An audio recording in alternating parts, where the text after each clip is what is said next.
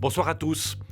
Il y a quelques jours, Mathias, un jeune militant de la cause animale, a été condamné par un tribunal genevois à 1 année de prison ferme pour avoir brisé les vitrines de plusieurs boucheries et s'en être pris à des abattoirs. Mathias a déjà passé 11 mois de prison préventive dans les geôles genevoises.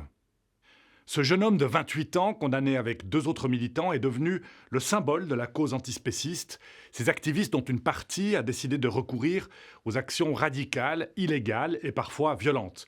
Leur cause, c'est la guerre qu'ils mènent contre les conditions d'élevage et d'abattage des animaux, contre la souffrance qu'ils dénoncent et qu'ils qualifient de torture. Leurs actions spectaculaires, comme le sang déversé dans un McDonald's de Lausanne, leur vaut d'être considérés comme des criminels, des djihadistes, même par certains politiciens. Pourtant, il faut bien avouer que leurs méthodes ont eu un vrai effet. Les images vidéo tournées dans les abattoirs ont révélé des infractions graves dans le traitement des animaux partout en Suisse romande. Mais surtout, que l'on réprouve ces méthodes musclées ou pas, il faut bien avouer que les antispécistes ont réussi à imposer le thème de la souffrance animale dans les débats. Désormais, les scientifiques, les philosophes, les politiques, et bien sûr nous tous, sommes contraints de réfléchir au prix que paye l'animal pour les besoins de notre consommation. On sait désormais scientifiquement qu'un cochon ressent de l'émotion, de la joie, de la peur, de l'empathie, qu'il est capable de relations sociales à égalité avec le chien, bref, ce qu'on appelle la conscience. À nous ensuite de se poser les questions morales que les antispécistes nous contraignent à affronter. Regardez, c'est un reportage de Valérie Teucher et Claudio Tonetti.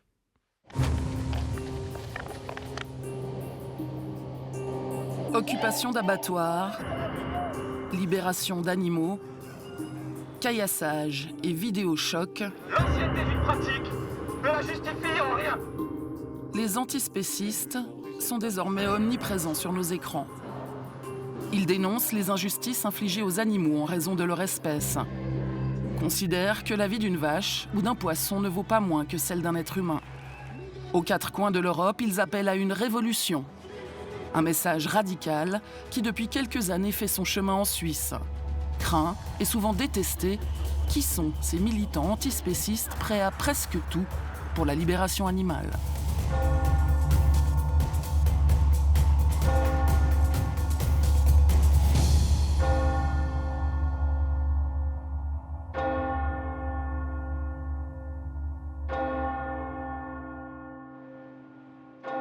Banlieue de Schwyz, au cœur de la Suisse centrale. Il est 6 heures du matin et ces militants animalistes sont déjà en plein préparatif. Je me suis levée à 4 heures. Je suis venue d'Aro. Alors j'ai dû prendre congé aujourd'hui. Donc si je fais ça, c'est sur mon temps libre et les week-ends principalement. Ouais. On est là pour s'assurer que les gens sachent ce qui se passe ici. Les animaux sont traités comme des objets, et même pire que des objets. Objectif de cette matinée, une vigile pacifique devant l'abattoir de Schwyz. Ces actions ont lieu régulièrement en Suisse alémanique. À Zurich, elles rassemblent de nombreux militants. Ils ne sont que 4 ici ce matin, mais motivés. L'idée, c'est de donner un visage à la viande parce que souvent les gens oublient complètement, en fait, quand ils voient le morceau de viande dans l'assiette, ils oublient qu'il y a encore quelques heures en arrière, c'était un animal qui était sur ses pattes. Donc c'est de recréer en fait cette connexion. Alors que les premiers camions arrivent, la vigile se tient en silence, sous le regard incrédule et hilar des employés. Au cœur de cette Suisse rurale et profonde, les antispécistes ne sont pas forcément les bienvenus. Et vous trouveriez ça normal d'avoir votre vie devant vous et qu'on vous tranche la gorge ? L'échange avec cette riveraine tourne au vinaigre. Ce militant documente le tout en direct sur les réseaux sociaux. Elle n'a plus rien voulu savoir et elle m'a dit que j'étais un guignol. Pas de quoi décourager Beat. Cet ancien directeur de banque consacre désormais tout son temps libre à la cause des animaux. La réalité, ce qui se passe dans les coulisses, ce qu'on ne voit pas dans les publicités, ce qu'on ne voit même pas là, mais seulement dans l'abattoir, c'est tout simplement l'enfer pour les animaux. Tout ce qui leur arrive pendant l'élevage, puis avec le transport, c'est de la torture. Y compris avec le label bio. Il n'existe pas de transport bio ou d'abattage bio, il faut le savoir. Sollicitée par les militants, la direction de l'abattoir a refusé de les rencontrer, préférant jouer la discrétion. Mais alors que les rideaux se baissent pour dissimuler la sortie des animaux, soudain, une scène improbable. Un taureau a réussi à s'échapper. Il surgit devant l'abattoir. Apparemment, la vache s'est échappée. Elle a certainement peur. Ouais, elle est complètement apeurée, en fait. Elle sent la mort et elle n'a pas du tout envie. Ce qui est clair. On se battrait tous pour notre vie. C'est dur pour vous? Ouais, ça, c'est extrêmement difficile. Extrêmement difficile. Parce que je la vois, je vois qu'elle cherche de l'aide et ça me touche énormément. Ouais. Après une dizaine de minutes de lutte, le taureau est enfin maîtrisé. Mais c'en est trop pour Floriane et Laura.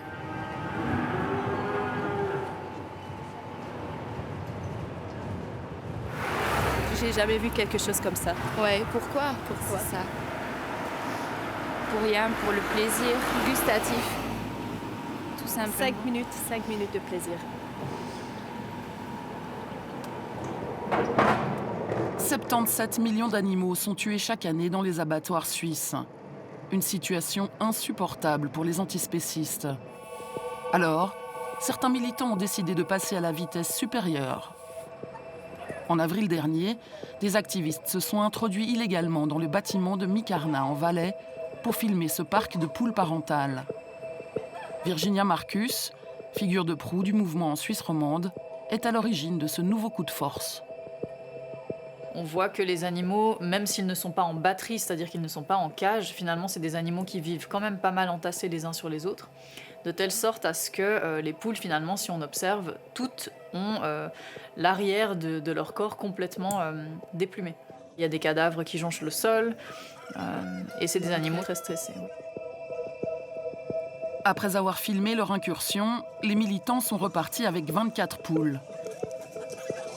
Violation de domicile, vol. Virginia Marcus assume pleinement l'illégalité de sa démarche. Pourquoi j'utilise ce genre de méthode? C'est parce que les méthodes légales ne permettront jamais de montrer ça. Parce qu'à chaque fois que Mikarna, par exemple, va faire une propagande mensongère, elle va faire en sorte, la filière va faire en sorte de nettoyer les élevages avant, enlever les cadavres et enlever les animaux les plus amochés. D'ailleurs, les publicités le montrent bien. Donc on doit utiliser des méthodes illégales pour montrer la réalité de ces animaux.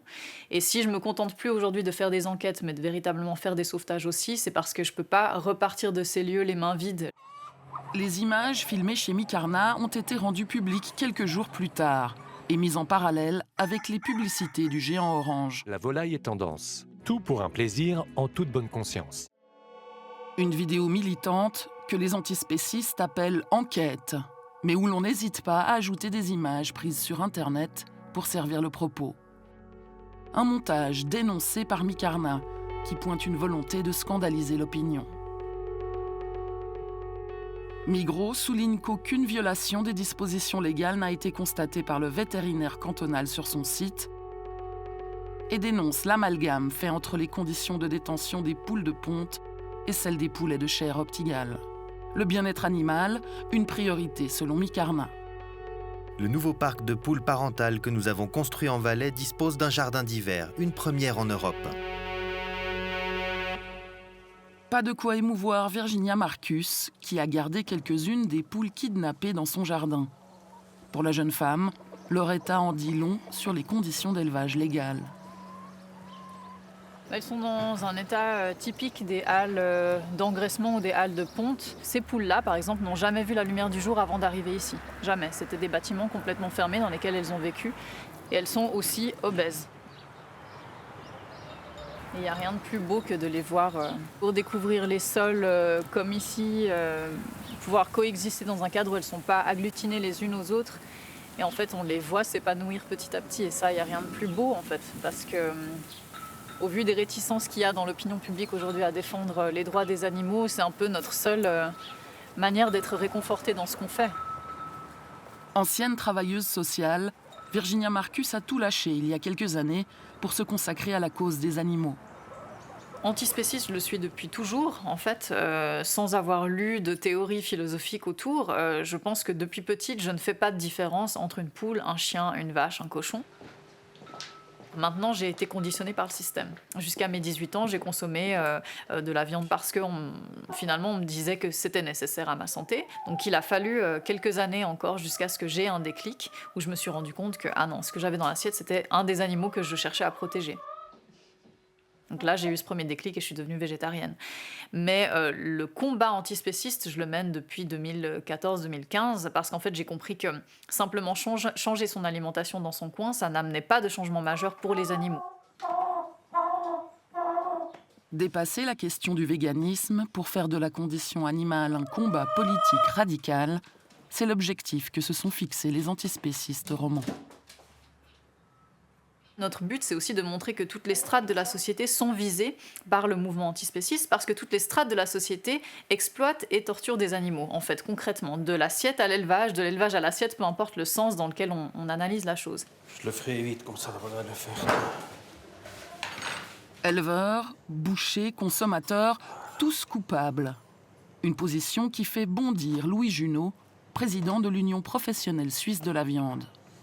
Le 98, je ne sais pas combien de pourcents de la population apprécie la viande. Alors je ne comprends pas pourquoi on va la contre. Je ne comprends pas l'entêtement de ces gens.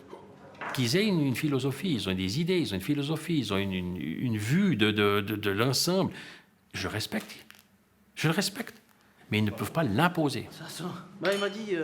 Louis Junot et son fils sont bouchers à Sainte-Croix depuis 4 générations. Une tradition et un savoir-faire dont la famille est fière. Quand on prend l'animal brut, qui est une masse, et que de cette masse on en sort des toutes petites choses et des délicatesses, nous sommes un peu des artistes, il faut dire ce qu'il y a. Un monde sans viande, une idée absurde qui va, selon le boucher, à l'encontre de la nature humaine. Les premiers hommes, ils sont nourris de baies et de viande. Et pour avoir de la force et puis être costaud, pouvoir chasser, ils ont toujours chassé, ils ont toujours tué des animaux. Nous sommes là pour que l'animal soit là, qu'il aille bien, qu'il ait à manger et que nous puissions aussi en profiter. Que ce soit de son lait, de sa viande, de son cuir, de tout. C'est tout à fait normal.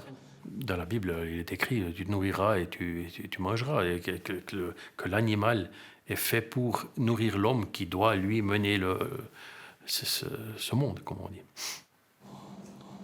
Quant à la détresse des animaux au moment de la mise à mort, dénoncée par les antispécistes, pour Louis Junot, c'est un faux problème. En Suisse, nous avons les lois les plus strictes dans la protection des animaux. Nous les respectons à 99%. Et je pense que la bête qui vient dans les installations à l'abattage ne ressent pas. Elle ne peut pas ressentir la mort. Parce que si elle sentait la mort, une bête de ce poids, de cette force, elle casserait tout. Elles sentent qu'elles ne sont pas dans leur état naturel, elles ne sont pas dans leur écurie. Je ne pense pas que les animaux aient quoi que ce soit peur ou d'autres choses. Des animaux sereins à l'orée de leur mort, une certitude que les antispécistes ont décidé de battre en brèche. Parce que l'idée c'était de ne pas avoir d'image trop violente au début. Comme ça, si des gens ne veulent pas avoir d'image avec plein de sang, Pia Chazard est responsable de l'association PEA pour l'égalité animale. Depuis 2 ans, elle diffuse sur les réseaux sociaux des vidéos tournées illégalement dans les abattoirs. Des images transmises anonymement par des lanceurs d'alerte, selon PEA.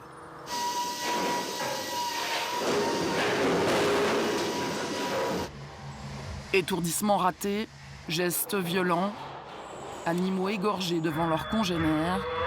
Ces vidéos tournées à Moudon, Avenches et Martigny ont fait le tour des réseaux sociaux et comptabilisé jusqu'à 1 million de vues. Je pense que c'est important de faire en sorte que la création animale soit constamment sur le tapis. Parce que les animaux, on les mange tous les jours.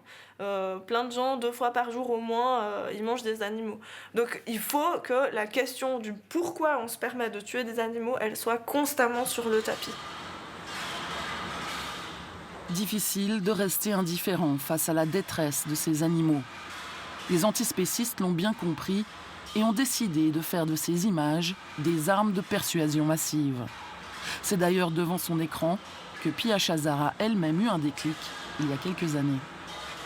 Je me souviens que le moment où il y avait la vidéo d'abattoir, j'ai pas regardé en fait, j'ai regardé 2 secondes et puis j'ai arrêté de regarder. Je me suis dit mais en fait si j'arrive pas à regarder ça, c'est qu'il y a un problème. Je peux pas juste continuer à manger de la viande et à faire comme s'il se passait rien de problématique et en même temps pas réussir à regarder cette vidéo. Et voilà, en fait j'ai fini ce documentaire et puis j'ai décidé à la fin du documentaire d'être végane. Ironie du sort, ces vidéos sanglantes font aujourd'hui partie du quotidien de la militante. Ce jour-là, elle finalise le montage de nouvelles images tournées dans l'abattoir neuchâtelois des Ponts de Martel. On y voit de multiples manquements à la loi, étourdissements ratés, animaux égorgés probablement conscients. Avec cette vidéo, ce qu'on espère, c'est que ça permette en fait d'entamer un peu un questionnement chez les gens d'une part. Il y a aussi toujours l'enjeu, par exemple, l'abattoir de Martigny, la Migros s'est retirée de la liste des clients de l'abattoir, donc ça c'est quand même quelque chose qui compte. Hein. PEA a porté plainte contre l'abattoir des Ponts de Martel pour mauvais traitement. Depuis leur publication, les différentes vidéos de l'association ont toutes eu des conséquences concrètes. Dénonciation pénale du vétérinaire à Martigny, contrôle accru à Moudon, amende à Avenches. Mais pour PEA, l'objectif est ailleurs. Pour nous, le but principal, c'est vraiment de questionner la légitimité même de l'existence de ces abattoirs. On n'est pas en train de dire qu'il y a des illégalités de partout, voilà, non. On est en train de dire c'est comme ça qu'on produit de la viande dans le meilleur des mondes, parce que globalement, en Suisse, on a quand même une situation qui est relativement meilleure que dans d'autres pays vis-à-vis du bien-être des animaux. Et voilà, dans le meilleur des mondes, dans les meilleures conditions possibles, c'est comme ça qu'on tue des animaux, et c'est horrible.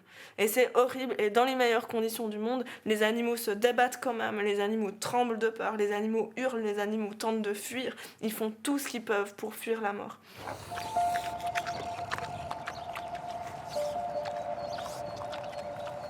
Des animaux qui, comme nous, connaîtraient la peur, la solitude ou encore la joie, une réalité confirmée par de récentes études scientifiques.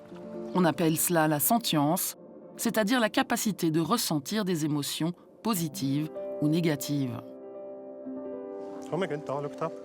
La question passionne Marcus Wild, professeur de philosophie et d'éthique animale à l'université de Bâle, où il enseigne avec son chien Titus. Aujourd'hui, on sait que tous les vertébrés sont capables de sentir la douleur. Ça veut dire les poissons, les oiseaux et les mammifères. Et ça c'est établi par la science naturelle. Et comme ça, on peut dire que tous les vertébrés sont capables de sentience. Ça veut dire qu'il y a la douleur, la joie, l'angoisse et des émotions comme ça. Par exemple, si un mouton observe notre mouton qui est en douleur ou qui souffre, il y a tous les signes ou les signaux d'empathie chez le mouton qui observe l'autre en douleur. Et voilà, ce sont des relations sociales qui sont vraiment importantes pour ces animaux. En 2012, Stephen Hawking et 13 autres neuroscientifiques de renom co-signent la déclaration de Cambridge, qui reconnaît l'existence d'une conscience identique à celle des humains chez la plupart des animaux vertébrés. Autrement dit, les mammifères, les oiseaux et les poissons sont capables, comme nous, de percevoir leur propre existence et le monde qui les entoure. Pour Marcus Wild, ces découvertes changent la donne d'un point de vue éthique. L'être humain était et est prédateur des autres animaux. Mais la question est si cette relation, qui est une relation naturelle, ne doit pas se transformer dans une relation morale. Et ça, c'est la question importante. Prenez le lion et le zèbre. Entre ces deux animaux, il y a une relation naturelle, pas une relation morale. Parce que le lion ne réfléchit pas sur les relations morales avec les autres animaux. Mais nous sommes capables de réfléchir sur ces questions. C'est un peu la même chose avec la relation entre les hommes et les femmes. On a commencé, voilà, les femmes n'ont pas des droits. Il y a seulement une relation naturelle entre hommes et femmes, c'est produire des enfants. Voilà, c'est tout. Et aujourd'hui, on a remarqué, c'est une injustice énorme dans notre histoire. Alors, il faut transformer les relations entre hommes et femmes dans des relations éthiques et politiques. Et ça, c'est ce qui se passe aussi avec les animaux aujourd'hui. La Suisse possède une législation stricte en matière de dignité et de bien-être animal. Mais les animaux de rente, comme leur nom l'indique, ont vocation à être produits et utilisés à des fins économiques. La loi les traite donc différemment des chiens et des chats. Pour Markus Wild, cela pose un vrai problème éthique. Le cochon reste un animal qui est comparable à un chien.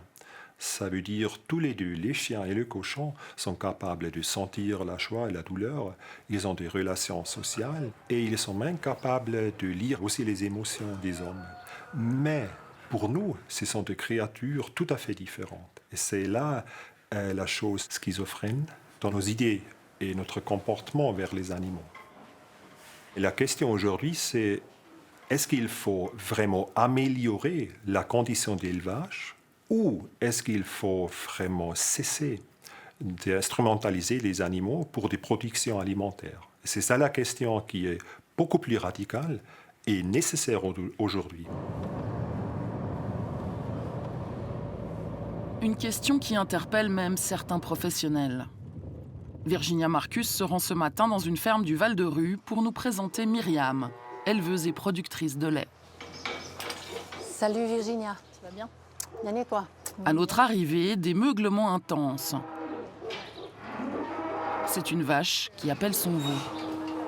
Dans les élevages laitiers, les petits sont séparés de leur mère 24 heures après leur naissance. Production oblige. Et pour éviter, dit-on, les risques sanitaires.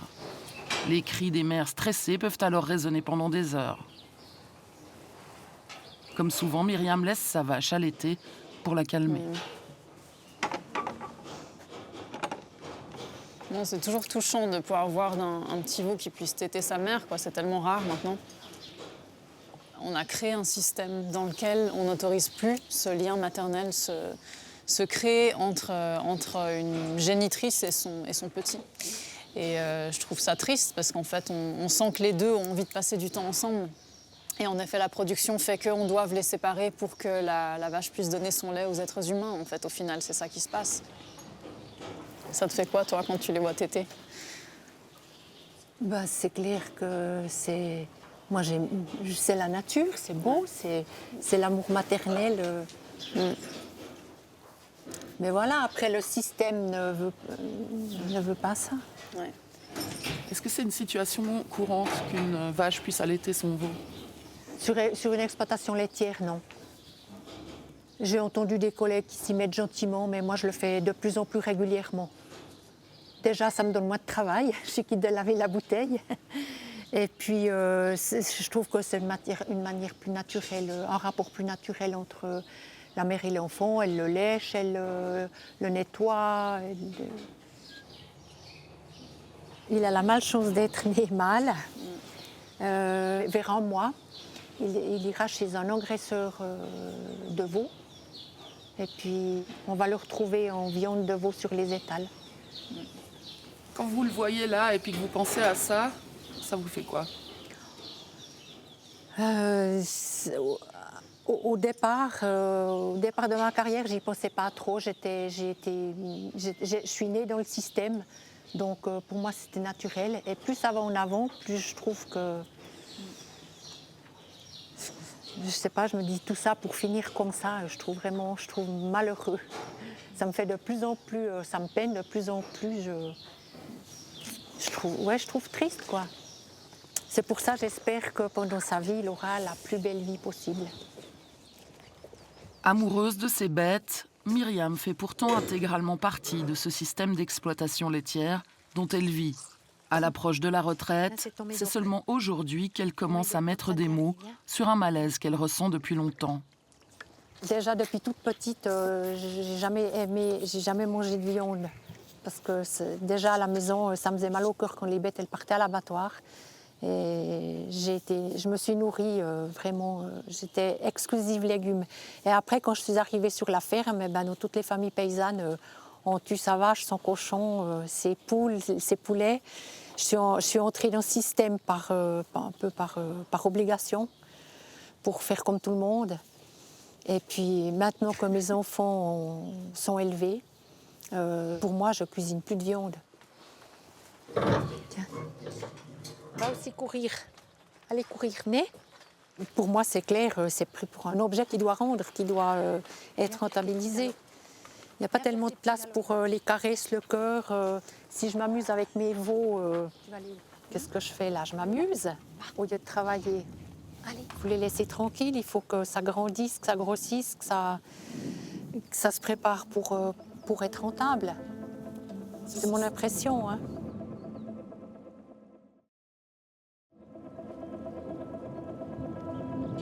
Des animaux nés pour produire, puis être tués.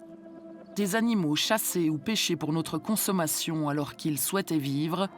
Pour les antispécistes, cette domination de l'homme sur les autres espèces n'est pas acceptable.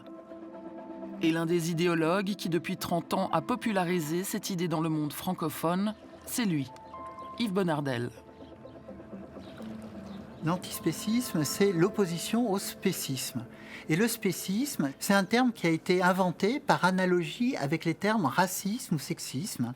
Et le spécisme, c'est la discrimination dont sont victimes des individus sur la base de leur appartenance d'espèce. Le fait qu'on soit plus intelligent, qu'on ait plus de liberté, ou qu'on ait une conscience morale, qu'on ait la capacité de nouer des rapports sociaux complexes ou de se projeter dans l'avenir, etc. Tout ça, ce ne sont pas des critères pertinents pour moins prendre en compte les intérêts de ceux qui n'ont pas ces capacités-là. Yves Bonnardel est l'inspirateur de l'association PEA en Suisse. En quelques années, le mouvement animaliste roman est passé d'un combat d'initiés à une structure très organisée, tournée vers le grand public. Et ce n'est pas un hasard. La Suisse, c'est un laboratoire d'idées, c'est un laboratoire de stratégie politique antispéciste, oui. Il y a une tradition du débat qu'on ne retrouve pas nécessairement dans d'autres pays, et on veut susciter une réflexion de fond de la part de l'ensemble de la société, un débat qui amène à des conclusions concrètes. Évidemment, on vise l'abolition de l'exploitation animale.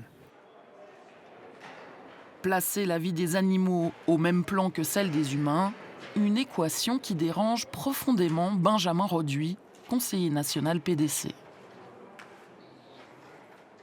L'antispécisme, c'est de l'anti-humanisme. Le défaut de cette époque, c'est de toujours chercher encore d'autres formes d'organisation entre les hommes, et même ici, dans le cas de l'antispécisme, au détriment de l'homme. Après avoir flingué Dieu, eh bien finalement, on va peut-être flinguer celui qui prétend être à l'image de Dieu. Non, je ne suis pas un animal, je ne suis pas un végétal, je suis un être humain et je revendique le droit de le rester. Et pour ce qui est des animaux, la vision du député valaisan est, comment dire, d'un spécisme assumé. L'animal, est-ce un aliment? La question centrale, elle est là. Quand j'ai dans mon assiette un steak, est-ce que j'ai un aliment ou bien un être qui n'est plus vivant à qui j'ai ôté la vie? Et pour moi, c'est un aliment. Et c'est à l'homme de faire en sorte que durant la phase de vie de cet aliment, eh bien, il y ait le maximum de respect. Je pense qu'il y a une signification très forte au fait d'afficher comme ça cette volonté de pouvoir continuer à faire tuer pour se nourrir du cadavre des animaux. On est les seigneurs de la terre, l'espèce élue, l'espèce supérieure, et à ce titre, on a le droit de continuer à faire tuer, à faire massacrer nos inférieurs. Une sorte de droit de cuissage oral qu'on exerce sur tous les autres êtres de la planète. Un message antispéciste radical qui a su séduire certains romans. La famille Cover-Marie de Neuchâtel fait partie de ces nouveaux convertis. Michel et Karine viennent souvent manger dans ce restaurant vegan de la ville en compagnie de leur fille Iris. C'est d'ailleurs par elle que tout a commencé. Iris, un jour, lorsqu'elle avait 4 ans, un jour à table, en fait, on mangeait du poulet. Et elle m'a dit, mais maman, j'ai un animal mort dans mon assiette. Elle nous a révélé une vraie vérité. C'est vraiment une évidence. Pourquoi on tue des animaux alors qu'on n'en a pas besoin? La petite Iris est donc la première à être devenue végétarienne. Ses parents ont suivi. Aujourd'hui, toute la famille est végane. Karine, la maman, a découvert l'antispécisme grâce au best-seller d'Émeric Caron. Les vidéos d'abattoirs, vues sur le net, ont achevé de la convaincre. La jeune femme s'engage depuis corps et âme pour la cause, non sans douleur. Avec la famille, c'est un peu compliqué. Comme je viens d'une famille en fait où mes grands-parents étaient éleveurs, j'ai des oncles et tantes, etc. dans le domaine de l'élevage. En fait, ils ont pris ça comme le fait que je reniais la famille, en fait. Que j'avais pas compris, que je venais d'un milieu agricole. Et donc, quelque part, que je les défiais, en fait, sur ce qu'ils avaient fait depuis toujours. Alors, pour moi, les remarques les plus étonnantes ont été quand on évoquait ce sujet. Souvent, c'était Karine qui l'évoquait en premier. Et souvent, les garçons, les hommes, regardaient Karine et après me regardaient moi en disant « Mais tu laisses faire ça ». Là, vraiment, pour moi, c'est une prise de conscience complète. C'est-à-dire que le mâle dominant, il est censé expliquer à la femme comment la famille doit se comporter. Donc pour moi, ça a été une prise de conscience aussi beaucoup plus globale, en fait, et beaucoup plus générale sur ce qu'étaient réellement nos croyances autour de l'alimentation. Et du côté presque sexué de l'alimentation. Ça a été aussi étonnant de pouvoir constater qu'avec certaines personnes, si on ne mange pas de viande, on n'est pas un homme. Lassées de devoir affronter les questions sur leur mode de vie et leurs convictions, Karine et Michel ont fait le tri parmi leurs proches. Le nouveau cercle d'amis qu'on a au niveau antispéciste, il est hyper riche. Il y a des gens qui viennent de différents horizons. On a plein de thématiques différentes, des thématiques qu'on peut développer, qui sont vraiment tellement variées que j'ai l'impression qu'il y a vraiment un avant et un après. Un avant avec un fonctionnement très routinier et un après avec une espèce d'ouverture sur le monde et sur une ouverture du possible juste incroyable. Une ouverture sur le monde qui a comme un air de repli sur soi. Hyperactive sur les réseaux sociaux, Karine a supprimé de son compte Facebook tous les amis réfractaires à la cause antispéciste. C'est vrai que pour moi, ça devient de plus en plus difficile de vivre dans cette société. C'est de plus en plus difficile de communiquer avec d'autres personnes, de voir ce qui se passe, la souffrance partout, en fait, c'est partout. Donc c'est très dur. Une société antispéciste dans un futur proche, Karine en rêve. J'ai envie d'y croire, ouais. C'est ça qui me fait continuer de vivre chaque jour. Je pense que ça peut changer tout à fait. Et c'est vrai qu'aujourd'hui, on est dans une société où on valorise la tradition, où on souhaite refaire comme nos grands-parents et nos arrière-grands-parents. Et ben non, bientôt un jour, on dira que nos grands-parents étaient des assassins, quoi. J'espère que ça va se développer. Les mangeurs de viande, des assassins, un raccourci insupportable pour le politologue français Paul Ariès, qui dénonce ces nouveaux inquisiteurs véganes.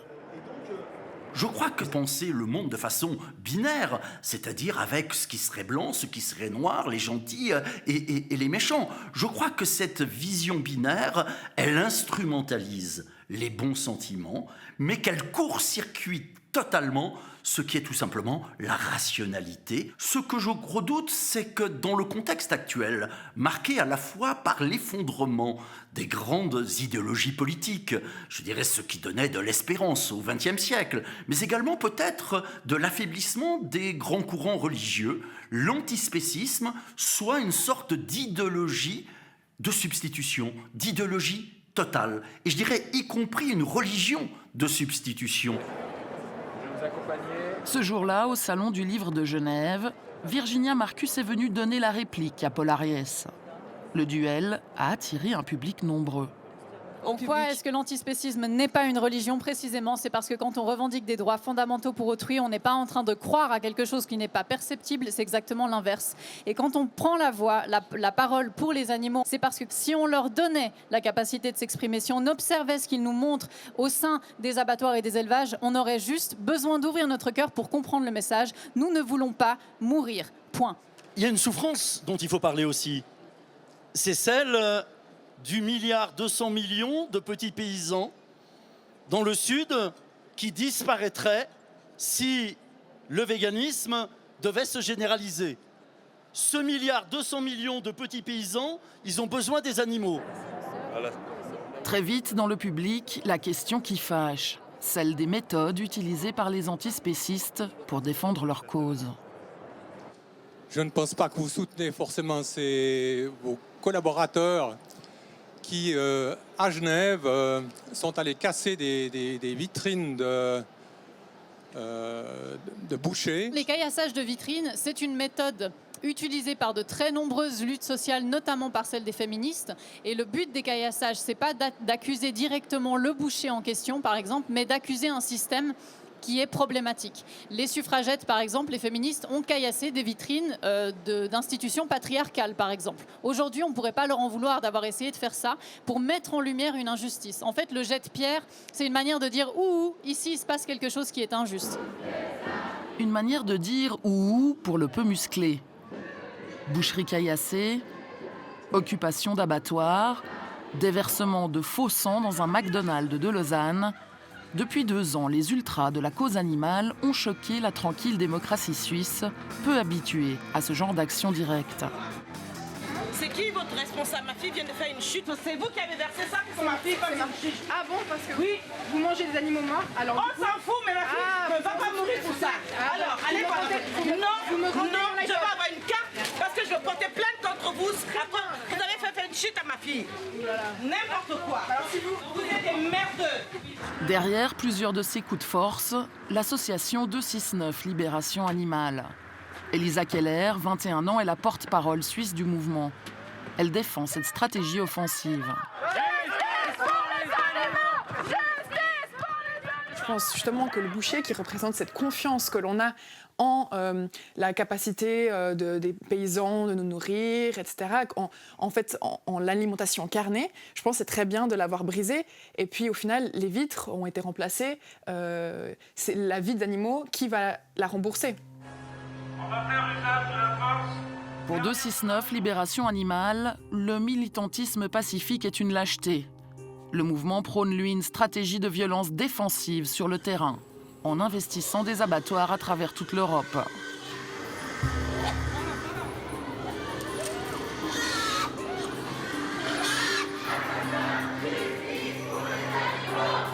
Insurrection, guerre, mise en déroute du pouvoir spéciste et de la machinerie capitaliste, c'est un manifeste digne des Black Blocs que l'on retrouve dans les pages Facebook de l'organisation. Une radicalité qu'Elisa Keller assume pleinement. On réhabilite une forme de non-pacifisme et de non-passivité. C'est pas à coup de pétition qu'on fait avancer les choses, c'est vraiment en étant directement en opposition et en conflit permanent. C'est comme ça qu'on peut gagner. Au final, aujourd'hui, on n'a peut-être pas le nombre, donc à nous de mener des actions un peu plus fortes pour faire entendre la voix des animaux. Des propos inadmissibles pour les professionnels de la branche, qui ont décidé de porter la question de leur sécurité auprès des parlementaires à Berne. On s'en est pris aux abattoirs, après on s'en est pris aux boucheries. Il y a eu ce dérapage, que j'appelle dérapage, à Lausanne, chez McDonald's, pour ne pas le nommer. Est-ce qu'un jour on ne va pas arriver à taper ou à arriver à se lancer sur des terrasses parce qu'il y a des gens qui mangent la viande? Et derrière chaque boucherie, il y a une famille. Il y a des gens qui doivent vivre et qui vivent pour ce produit qu'est la viande. On ne va pas simplement casser une vitrine, on va peut-être casser une vie, briser une famille, 2 familles, peut-être 3 familles, je ne sais pas, suivant l'ampleur de l'entreprise. Et ça, c'est inadmissible. Pas de quoi émouvoir les plus ultras des antispécistes, bien au contraire. Elisa Keller ne cache pas l'objectif de ses actions. On a un impact directement sur l'économie spéciste parce qu'on fait perdre énormément de chiffre d'affaires et c'est ça qu'on vise en fait, c'est lutter contre une économie qui se base sur le spécisme. 100 000 francs de dégâts, c'est le bilan annoncé par Bell suite à l'occupation de son abattoir de Soleure l'année dernière. 125 ordonnances pénales ont suivi cette action. Car c'est désormais à la justice que les antispécistes doivent rendre des comptes. Oui, notre combat est juste et le système spéciste ne peut rien face à notre... Et ces chevaliers blancs de la cause animale ont désormais leur héros, Mathias, emprisonné depuis 6 mois. Ce militant antispéciste de 28 ans est soupçonné d'avoir commis une quinzaine d'actes de caillassage et de vandalisme. Au moment de notre tournage, sa détention provisoire venait d'être prolongée à 8 mois. Une mesure étonnamment lourde que le tribunal pénal justifie par l'enquête en cours et le risque élevé de récidive, le prévenu ayant déjà été condamné à 5 reprises pour dommages à la propriété. Le principe de proportionnalité de la détention provisoire demeure respecté au vu de la multitude d'infractions reprochées aux prévenus et donc de la gravité des charges. C'est symbolique d'une lutte qui dérange, c'est quelqu'un qui est pris comme un exemple alors qu'il n'y a pas de preuves. Et même si il a fait les actes pour lesquels il est soupçonné, c'est vraiment honteux d'emprisonner des gens qui se battent au quotidien contre une injustice et contre un massacre. C'est un prisonnier politique, oui. Il est antispéciste et c'est pour cela qu'il est en prison. Coïncidence ou pas, les ennuis judiciaires des antispécistes semblent avoir calmé leurs ardeurs ces derniers mois. Mais pour Benjamin Roduit, pas question de lâcher du lest. Le député valaisan a interpellé le Conseil fédéral pour demander des sanctions plus sévères. Dès l'instant où on en appelle à la désobéissance civile, on s'attaque à des biens, voire à des personnes par une incitation à la violence, alors ça c'est du terrorisme qui n'a rien à envier au nihilisme, à l'anarchisme de la fin du 19e siècle, peut-être même à une certaine forme de djihadisme aujourd'hui. En tant que citoyen, je veux que l'on respecte notre état de droit et ce n'est pas le cas avec l'activisme antispéciste. Les antispécistes des djihadistes, la modération n'est décidément pas de mise dans ce débat. Mais surprise, Benjamin Roduit souhaite aussi en savoir plus sur une question de fond. Je demande au Conseil fédéral que l'on produise des études sur l'impact réel de la viande. Parce que c'est cela, finalement, qui est au cœur de la discussion. Est-ce que l'on peut encore manger des animaux? Et l'impact de la viande du point de vue de la santé, puisque je fais partie de la commission de la santé, c'est ma préoccupation première. Est-ce qu'on peut se passer de la viande? Est-ce qu'il peut y avoir un équilibre alimentaire sans la viande? Et puis l'impact, bien sûr, sur le plan écologique. Questionner nos pratiques alimentaires jusque sous la coupole, un début de victoire pour les antispécistes qui souhaitent politiser leur combat. Mais pour Virginia Marcus, pas question de s'arrêter là. Maintenant que le débat public est installé, on va continuer à utiliser des méthodes de désobéissance ou de sabotage, ponctuellement pour rappeler qu'il y a une urgence, bien sûr, parce qu'il faut aussi chambouler le monde politique pour qu'il réagisse, et malheureusement aussi faire craindre à la filière des conséquences de leur engagement. Ce type de discours menaçant n'est pas vraiment du goût de la zurichoise Meret Schneider, elle aussi militante antispéciste.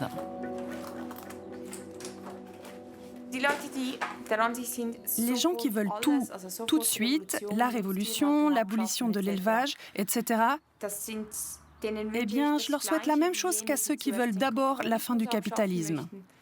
Bien de la patience et bonne chance. Il y en a déjà pas mal qui ont essayé.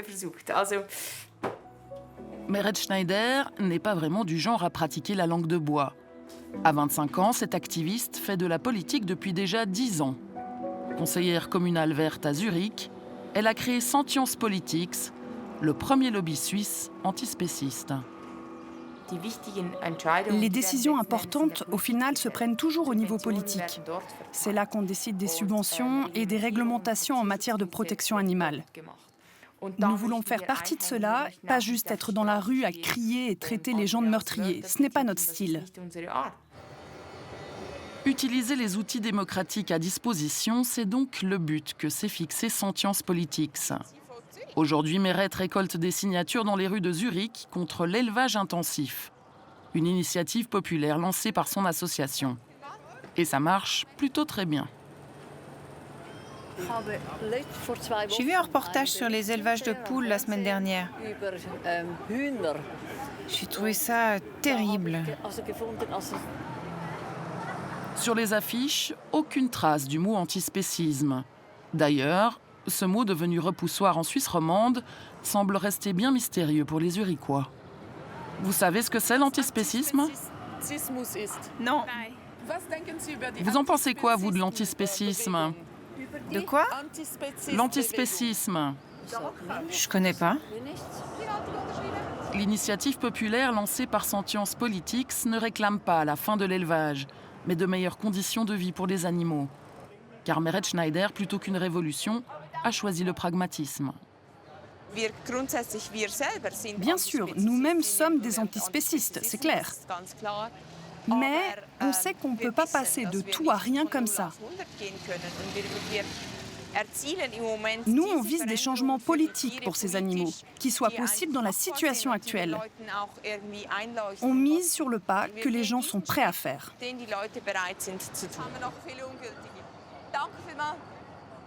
Une politique des petits pas bien trop lente pour certains collègues de Meret Schneider. Abolir entièrement l'élevage au pays des vaches et du fromage, Yves Bonnardel prend l'idée très au sérieux. La méthode, elle, reste plutôt floue. Je propose qu'on fasse une proposition. C'est sûr qu'on n'a pas toutes les réponses au chamboulement très important que ça implique. Et il s'agit d'organiser, d'un point de vue économique, la restructuration de ces pans de l'économie et le fait que les gens puissent travailler dans d'autres domaines, se reconvertir pour certains dans l'agriculture végétale et pour d'autres ailleurs, etc. C'est une question, à mon avis, qui n'est pas une question technique, c'est une question politique. Et ce n'est pas nous qui avons en main les données pour résoudre concrètement chaque cas à ce niveau-là, c'est plutôt les gouvernements. En résumé, la révolution, oui, mais aux autres d'en assumer les modalités pratiques. Un futur sans exploitation animale, des paysans reconvertis. Mais que pensent les principaux concernés par ce scénario fiction ? Dory et Louis Guignard possèdent une exploitation de vaches laitières au pied du Jura. Le couple pratique la stabulation libre depuis 40 ans. Ici, les vaches ne sont jamais attachées. Le soir, elle sort, elle peut aller dans les champs qui vont assez loin là, et puis elle peut brouter ce qu'elle veut, et puis le reste qu'elle ne trouve pas au champ, elle le trouve à la crèche le soir ou le matin. C'est donc la belle vie. C'est la belle vie pour une vache pour moi. Ouais. Et puis ça me rend heureuse aussi de savoir qu'elle est bien. Aujourd'hui, les bêtes sont bien traitées. Et c'est vrai, c'est difficile de tuer une bête, mais on a aussi besoin de ça pour notre nourriture, si on veut une nourriture équilibrée. Est-ce que ça peut changer? Peut-être de temps en temps, on ne pensera plus comme ça, mais pour le moment, on est dans ce système-là. Ici, comme dans toutes les exploitations laitières, les vaches qui ne donnent plus de lait et les veaux mâles sont destinées à la consommation. On les considère comme des bêtes de rente, mais qu'on aime bien. On les cajole. Et puis, ça ne nous fait pas trop mal au ventre de les voir partir parce que c'est aussi un revenu pour l'exploitation. Moi, ça me fait un pincement de cœur s'ils partent. Mais bon, ainsi est faite la vie. On arrive toujours à la mort. Que ce soit pour les arbres, que ce soit pour les plantes, que ce soit pour les animaux, que ce soit pour l'être humain. C'est pour tous pareil. Qu'est-ce qui vous énerve le plus autour de cette discussion sur l'antispécisme? C'est qu'il y a tout un tas de monde qui veulent penser pour nous et qui croient bien faire, mais ils se trompent.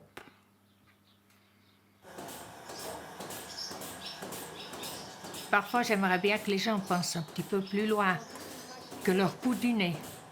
On fait venir des produits qui viennent d'ailleurs, par exemple des fruits ou des légumes qui ont été cueillis par des gens dans des conditions épouvantables par rapport à nous. D'accord? Et c'est bien plus épouvantable que nos bêtes à l'écurie. Vous dites qu'il faudrait d'abord se préoccuper des êtres humains? Oui, à mon avis, oui. Vous êtes des paysans heureux? Oui, on est des paysans heureux, oui. Oui. Il y en a encore? Oui, il y en a encore, je pense, oui. Mais on a beaucoup à se défendre aussi, parce que justement, petit à petit, on perd notre savoir-faire avec cette industrialisation qui arrive aussi chez nous.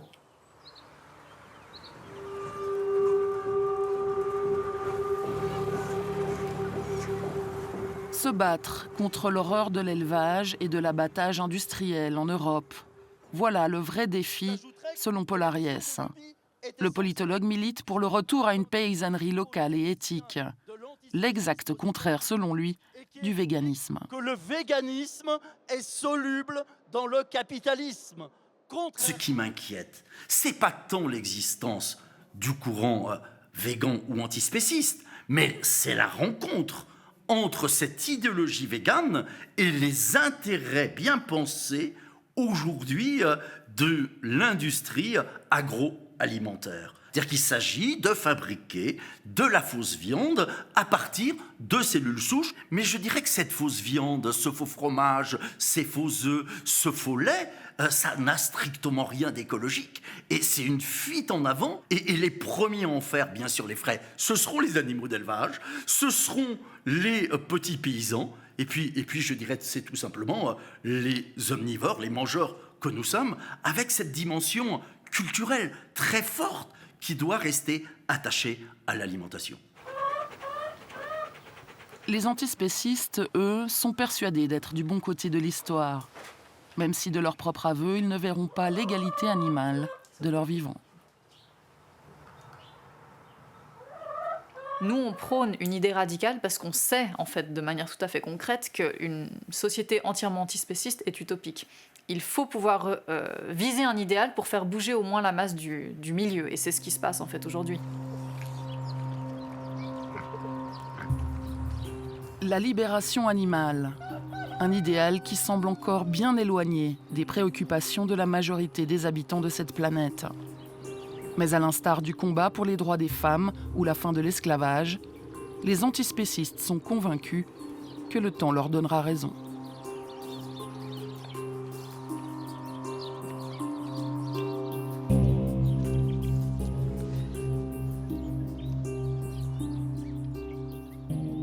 Sachez encore que la défense de Mathias, le jeune militant antispéciste condamné à 1 an de prison ferme, fait appel contre son jugement prononcé la semaine dernière.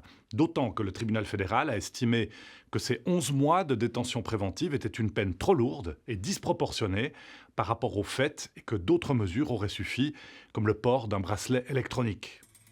Je vous souhaite une très belle soirée, une excellente semaine et à bientôt.